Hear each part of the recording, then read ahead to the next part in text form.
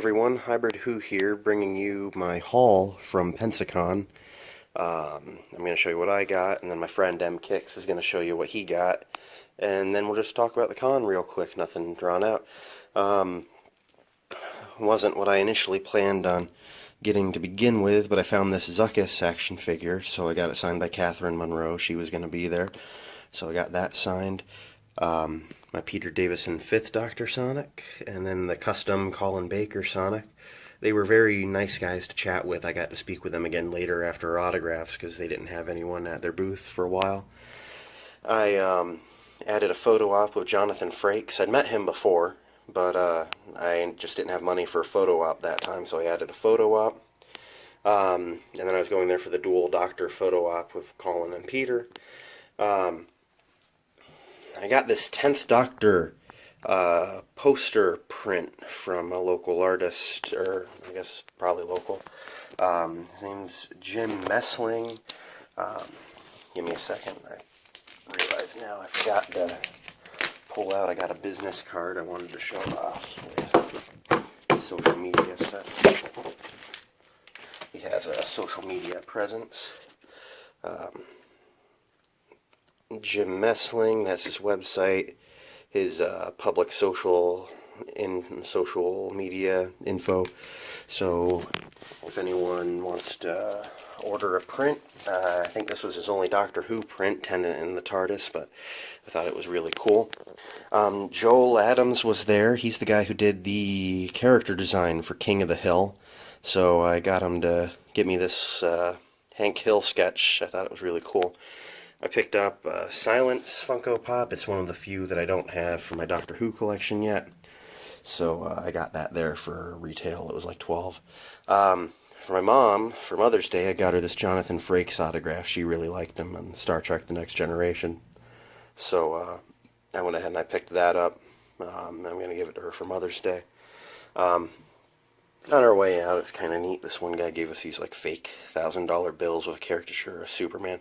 On the back, it's got some religious blah blah, but I don't know. I'm probably just going to toss it, but I thought the art looked cool. That's pretty much what I got. I'm going to go ahead and let M Kicks show off what he got. So this is M Kicks. He's doing that Surreal series, which I'm going to help voice act on. You've seen it on my last couple of videos. You better watch it. We very much will, and we're going to talk about that in our next cut. But he went to the con with me, and he just wanted to show off his haul. He got some good stuff. So take it away, Kicks. Signed Peter Davison sonic screwdriver. There you go. Same as his. Mm-hmm. Except it wasn't personalized because no one knows how to spell your name. Yeah. Yeah. M Kicks is pretty hard in a 5-minute window. Yeah. Got a signed Colin Baker figure instead of a Sonic Lance like a nerd. Mm-hmm. Well, you just don't want to put. The most powerful Cyberman. Of course, he can say the N-word.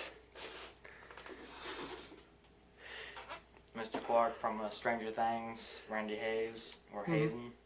Yeah. Yep. Jurassic Park Jeep. That's a cool one. Yeah. You just can't take the chick out, which means that the driving's never going to be very good. I was thinking of that joke and I passed on it. Because he didn't know if my channel would be acceptable. Yeah. Yeah, no, sexism is fine. Racism is where we draw the line here. That's why I should put this away then. Oh. And then, because I'm anime weeb trash. Oh yeah, you're like I like fire. Yeah, you're a goddamn weeb. Yeah. Like. Oh, so you can swear that.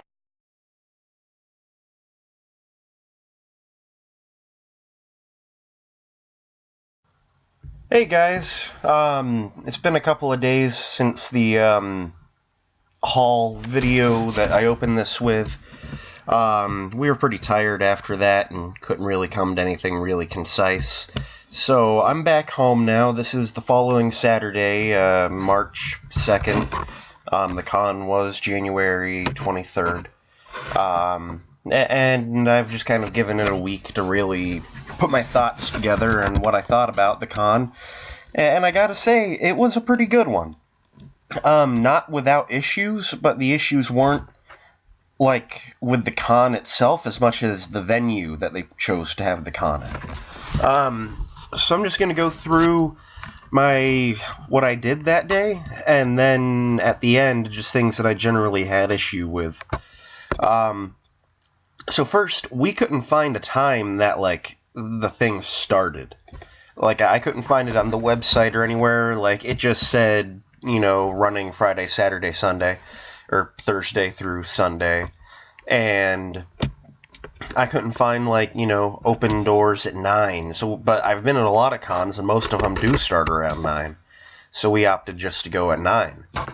And we get there, and there's this huge line, and that was just to, like, get in the door, and it kept getting longer and wasn't moving, and then it only started moving at around 11. So I guess the time that they were actually starting was 11. So that was, like, my first little issue. Like, I don't mind the waiting in the line, and I mean, I guess I'm glad that we got there earlier than 11, because then it would have been that much longer until we got in. But I just wish that we would have had a start time. But otherwise, once the line started moving, it wasn't horrible. I mean, we got in within 15, 20 minutes. And the first thing we wanted to do was to go and get our Peter Davison and Colin Baker autographs. And the scheduling on this was weird, where they didn't say any time they were going to be doing autographs. They just had a photo op time for everyone, and there was just one photo op per person a day. So my assumption was they were just always going to be at the table throughout the day, and that was right. They were just always somewhere near their autograph table, unless they were in the process of a photo op. So M-Kicks and I, we try to find out where the autographs are for Davison and Baker. And as we're walking around, we finally see them. They're sitting next to each other. They just set up two tables, like, right next to each other. And there wasn't a single person in line for them. And so I didn't think about it. But because they didn't scrutinize, like, a schedule, there wasn't really, like, any rush of people at certain times for an autograph. So the only time that there was ever any kind of a line for them was the photo ops.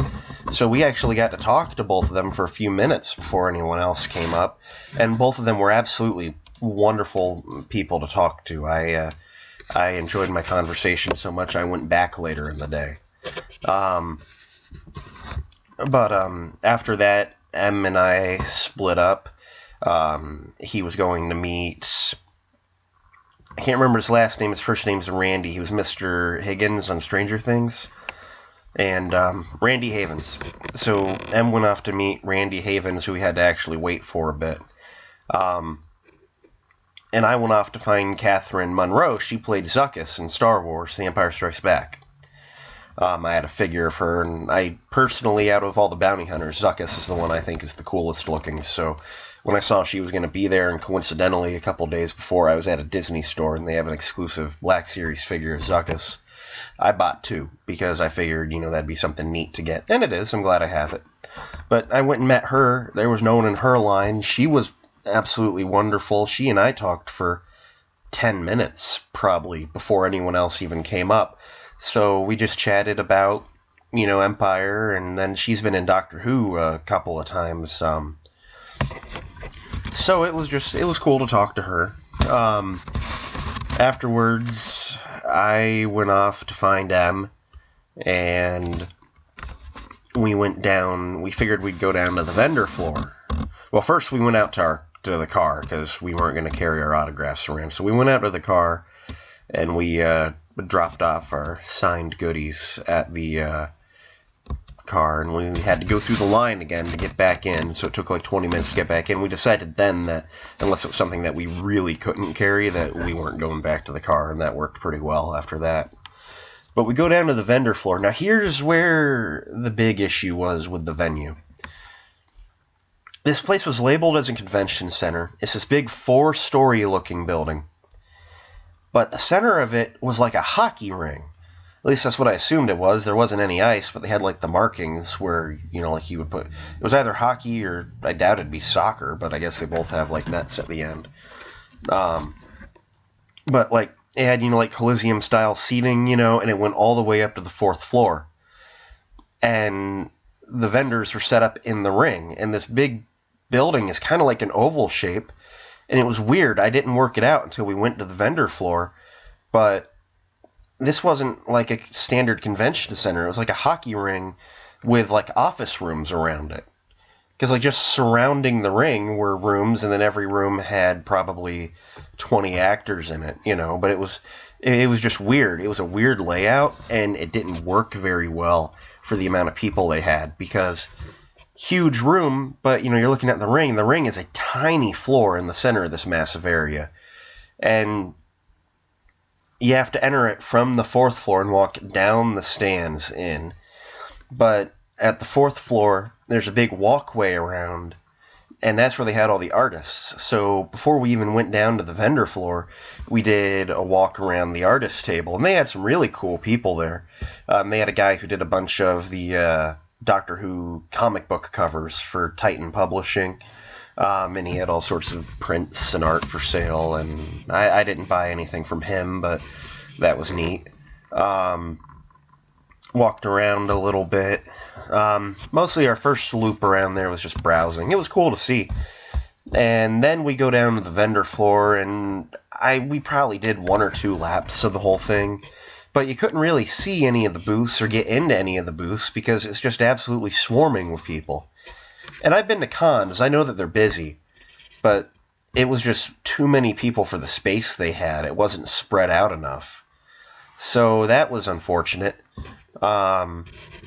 After 2 laps, the only thing I'd found down there that, was a price I was willing to get and something that I was actually able to see around people was that silence pop.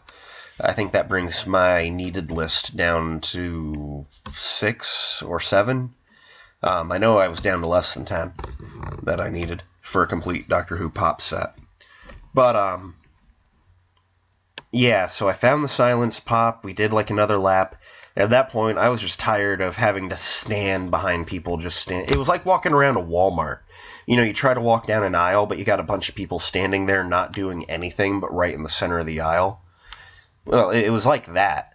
You're not looking at booths. You're just trying to walk somewhere, and you're behind a crowd of people that is also trying to walk somewhere, but is not walking.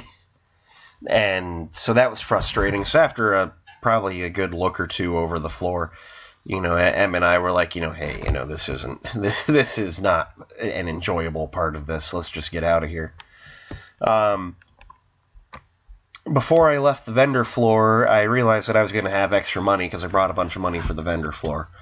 And so I purchased a photo op with Jonathan Frakes, something I was considering, but knowing I definitely would have the money, I went ahead and I did it. So that was going to be like an hour after that point. That was something like 1 o'clock, and the photo op was like at 1:50. So we went up and walked to the vendor floor, and I think it was at that point that he actually went off to get Randy Higgins' autograph, because like he was at a panel when we were up in the celebrity areas earlier. So we split off. I walked the art ring again, and I bought that Tennant in the TARDIS print. I don't remember that guy's name off the top of my head, but you saw it in the hall. I showed off his info. So I got that print, and I walked around, and I spoke with Joel Adams for the first time there. He was the King of the Hill artist, but I didn't buy my Hank Hill picture there. I was on the fence. I was thinking about it.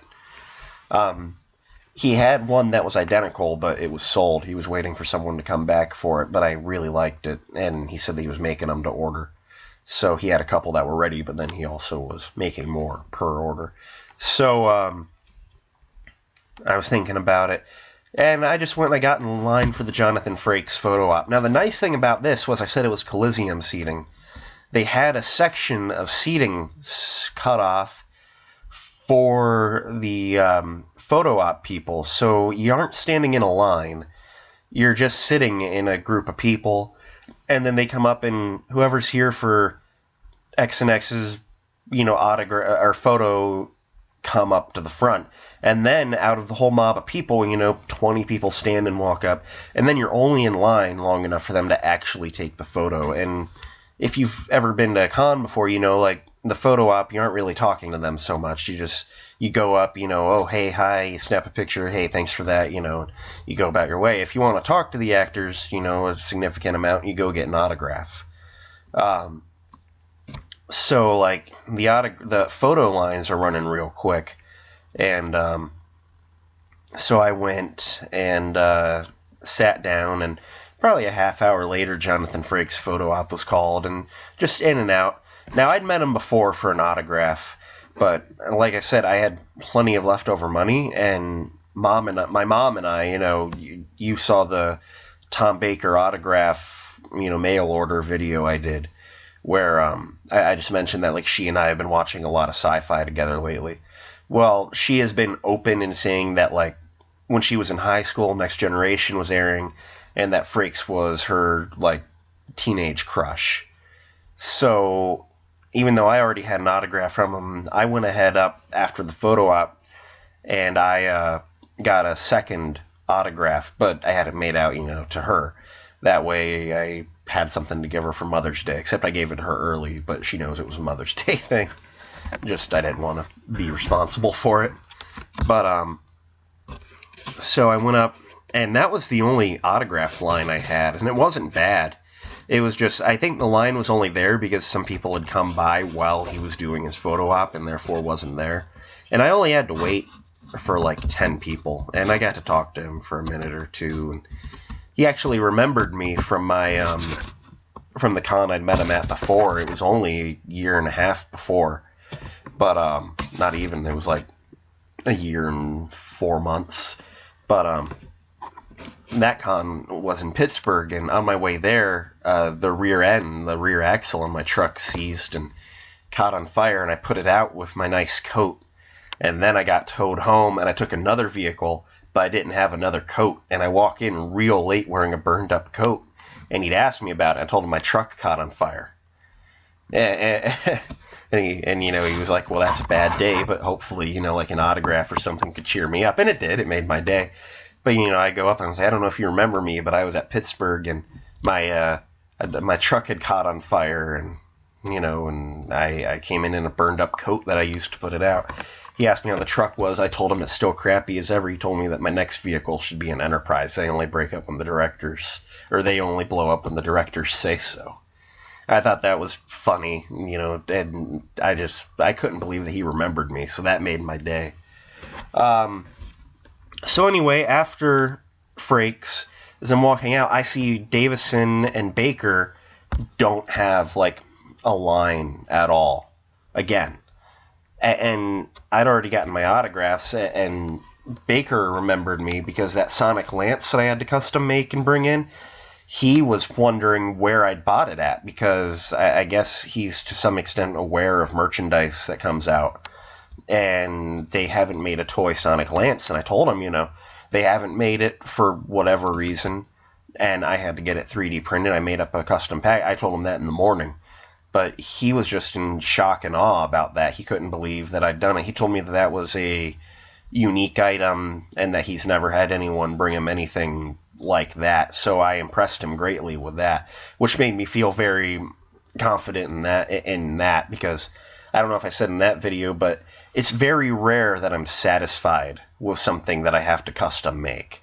Usually I just get to a point where it's not going to get any better, and if I try harder, I'm going to make it worse. So him being that amazed by it made my day. But I went back over, and he recognized me for bringing that by in the morning, and I was wearing a classic logo Doctor Who shirt. And I just chatted with them about the Five-ish Doctors reboot, because I was about to bring it up earlier that morning, but then someone else came up, and we'd already been talking for a couple minutes, so I didn't really want to, interfere or, hold anyone up, because we'd had our fair share. But I went back for more, and that made M-Kix jealous when he found out about that. But, so after talking to them again, I went to find M-Kix. He'd actually come up to the autograph floor looking for me.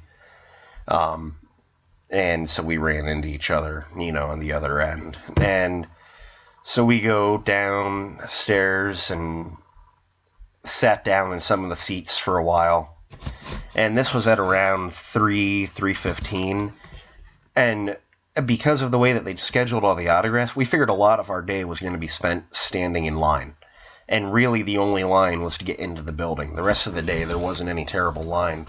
So we got done a lot faster than we thought we would.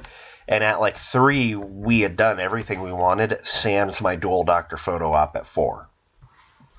And so, we sat down and talked about it and agreed, at this point we've done everything we want. I'm going to get my photo op, and then we're just going to go. And my photo was at like 3:55, I think it was scheduled at. And so at like 3:30, I split off from him, and I went over to the photo area. But I decided to pass through Joel Adams' booth and just request a Hank Hill portrait. And then I paid him up front, and I was going to have to pass his booth to go back to where M. Kicks and I had agreed to meet up. So I just walked by, and I paid and told him what I wanted, and then I went and I got my photo, and there was a little email exchange between me and the photographer beforehand, because this photo op was labeled as Doctor Who TARDIS photo op, and it says the 2 doctors and a TARDIS, and I've seen some of these TARDIS photo ops where there's a big blue, police box, and then some of them where there's a backdrop of a control room. I didn't mind either or. It was actually cheaper to get the dual photo than it was to get separate photos with the 2 of them. But I was just curious as to what is the TARDIS part. And so I emailed them, and, I was very, clear. I was like, is there going to be a, big blue police box prop, or is it like a backdrop of one? And my response was, or their response to me was, there will be a TARDIS. And I'm like, that doesn't answer any question at all. But at that point, I realized that, they probably just didn't know. So I figured I'd just find out when I got there. And as I get there, they're wheeling over a big blue, police box. So that answered my question. But I go and I sit down in the area. They call us up, whoever's here for the dual photo, go get your dual photo. And I go, and they're both standing in front of the TARDIS, and Baker's like, welcome to the TARDIS. And that just made my whole day. That's one of those lines where, like, were you actually in that universe? That's the thing that you want to hear, should you ever run into a doctor. But that made my day. And I got my photo real quick, and, absolutely friendly, wonderful guys, Peter Davison, Colin Baker. If you guys ever see them at a con near you, I wholly recommend. They are wonderful to talk to. They're very friendly. They absolutely were the highlight of the event for me. I mean, I'm grateful for that, because they were pretty much the reason I went. So, after I got that, I swing by Joel Adams' booth again. I get my Hank Hill portrait. And M. Kicks and I meet up, and we just take off. That was pretty much the end of the day for us. And that was pretty well just everything that we did in order. All in all, it was a fun event. I had fun with it. The vendor floor, just like the venue, ruined the vendor floor for us. The vendor floor is one of my favorite parts of any con. I can never leave a con without having found something for a great price. But I couldn't see anything down there because there was too many people just crowding it. You can't see anything. And so that kind of sucked. I'd heard a lot of people complaining about that. This is only the 6th Pensacon they've ever done. And the venue has gotten progressively more crowded. And I'd heard people, just like sitting near me, and I even talked to some random people waiting for photo ops, saying that, they'd already asked and they're looking for a different place for the 7th one. They even had this little survey paper they were passing around, or if they saw people kind of just not doing much. They'd come over, ask if you wanted to do a survey about the con. So it seems that they're conscious about, the people attending their events, their input, which is definitely a great thing. I think if you're running a con, you should be very aware of what people are thinking of the event that you're running. And I was, very honest on it, having a good time at it. They asked stuff like, do you intend to come for Pensacon 7? And I was just straight up honest. I was like, I only really came here because of your actor choices. It just kind of depends on who you have coming for Pensacon 7, and this place is honestly really crowded. If it's at this place, it's going to have to be a really big name to get me to come back. And that's honestly how I feel about this. I got some great autographs and photos, and everything was definitely for a phenomenal price.